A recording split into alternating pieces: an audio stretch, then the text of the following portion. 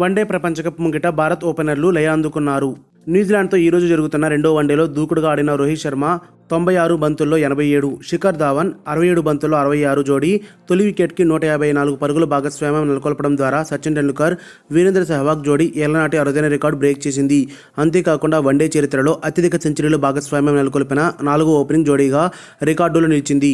వన్డేలో అత్యధిక సెంచరీల భాగస్వామ్యం నెలకొల్పిన ఓపెనింగ్ జోడీలను ఓసారి పరిశీలిస్తే భారత్కి చెందిన సచిన్ టెండూల్కర్, సౌరవ్ గంగూలీ జోడీ 21 శతకాలతో అగ్రస్థానంలో ఉండగా తరువాత Adam Gilchrist, Matthew Hayden Australia 16 శతకాలు, గార్డెన్ హెన్స్ వెస్టిండీస్ 15 శతకాలతో టాప్ 3లో ఉన్నారు. తాజాగా 14 శతక భాగస్వామ్యాలతో రోహిత్ శర్మ, శిఖర్ ధావన్ జోడీ 4వ స్థానంకి ఎగబాకింది. మరిన్ని అప్డేట్స్ కోసం మన ఛానల్ని సబ్స్క్రైబ్ చేయండి.